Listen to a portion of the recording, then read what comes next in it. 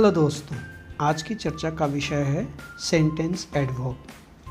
आप सभी जानते हैं कि एडजेक्टिव्स की भांति एडवर्ब्स भी शब्दों की विशेषता बतलाते हैं, किंतु ये ध्यान रखना है कि इंग्लिश में एडवर्ब केवल वर्ब की विशेषता नहीं बतलाता।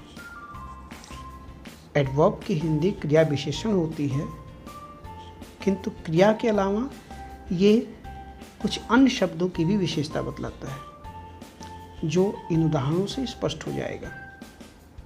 ही रैन फास्ट, यहाँ फास्ट रैन की विशेषता बता रहा है, जो रन वर्ब की second form. This is good enough, यहाँ इनफ गुड की विशेषता बता रहा है, जो एक एडजेक्टिव है। दे वर्कड वेरी हार्ड, यहाँ वेरी हार्ड की विशेषता बता रहा है, जो एक एडवर्ब है।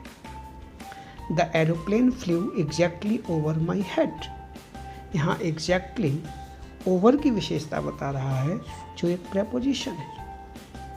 इस प्रकार यह स्पष्ट है कि इंग्लिश का एडवर्ब वर्ब के अलावा एडजेक्टिव किसी अन्य एडवर्ब तथा प्रेपोजिशंस को भी मॉडिफाई करता है।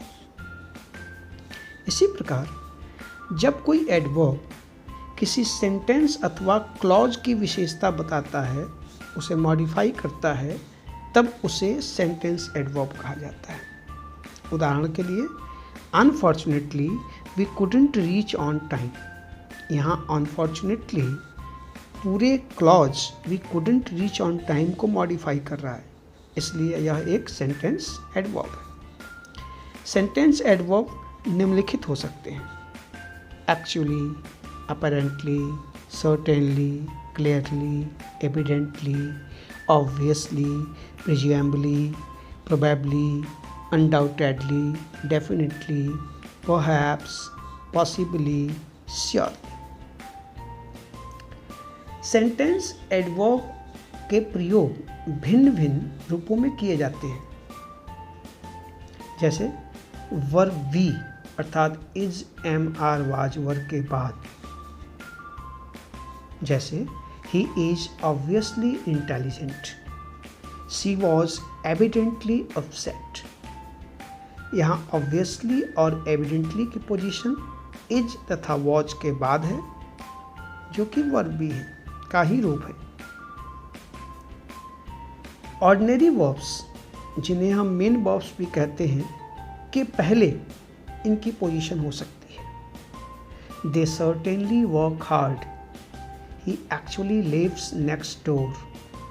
यहाँ सर्टेनली तथा एक्चुअली की पोजीशन वर्क और लिव वर्ब के पहले आएगी। जब कंपाउंड वर्ब का प्रयोग किया जाता है, अर्थात ऑक्सिलरी और ऑर्डिनरी को एक साथ रखा जाता है, तब इनकी पोजीशन ऑक्सिलरी वर्ब के बाद और मेन वर्ब से पहले होती है, जैसे they have presumably sold their house, Mohan is certainly going to help us। यहाँ certainly और presumably की पोजीशन आप देखिए have और is तथा sold और going के बीच में है। इनका प्रयोग सेंटेंस अथवा क्लॉज के बिगनिंग अर्थात प्रारंभ में या एंड अर्थात अंत में भी किया जा सकता है। Apparently he knew the town well, या he knew the town well apparently। आप देख रहे हैं कि एडवर्ब apparently की पोजीशन शुरू में भी हो सकती है और अंत में भी, इससे अर्थ पर कोई फर्क नहीं पड़ता। Evidently she had nothing to do with the whole affair, यहाँ पहले आया है। She walked slowly down the road, evidently in pain, यहाँ अंत में आया है। अब जरा इन पॉइंट्स पर ध्यान दें। डेफिनेटली का प्रयोग वाक्य के आरंभ में बहुत कम किया जाता है, लेस यूजुअल है, जैसे do you plan to have children, definitely not, I definitely remember sending the letter. इन दोनों सेंटेंसेस में देखिए डेफिनेटली का प्रयोग फ्रंट पोजीशन में नहीं किया गया है। इसी प्रकार परहैप्स तथा पॉसिबली का प्रयोग चीफली मुख्यतः फ्रंट पोजीशन अर्थात वाक्य के प्रारंभ में किया जाता है। Perhaps he has forgotten, perhaps you would like to have a wash before the others arrive. This is perhaps his best novel. आप यहाँ perhaps की जगह possibly का प्रयोग भी कर सकते हैं। Surely की पोजीशन सेंटेंस के बिगनिंग अर्थात प्रारंभ अथवा एंड अर्थात अंत में हो सकता है, किंतु ध्यान रहे इसका प्रयोग मुख्यतः प्रश्न पूछने के सेंस में किया जाता है। Surely you could pay rupees 500. You could pay rupees 500 surely. यहाँ surely एक बार बिगनिंग में आया है, एक बार एंड में, और इन दोनों वाक्यों के अंत में प्रश्नवाचक चिन्ह इसलिए है क्योंकि वक्ता इस बात को जानना चाहता है, इसमें प्रश्न का भाव है। आप इस बात का भी ध्यान रखें कि सर्टेनली और श्योरली के बीच अर्थ का अंतर होता है। उदाहरण के लिए ही वॉज सर्टेनली देयर, इसका अर्थ है कि वह वहाँ पर था, इसमें कोई संदेह नहीं है, there is no doubt. Surely he was there, इस वाक्य का अर्थ है कि वह वहाँ पर था, इस बात का मन में संदेह है, अर्थात हम पूरी तरह से आश्वस्त नहीं हैं, नॉट क्वाइट श्योर।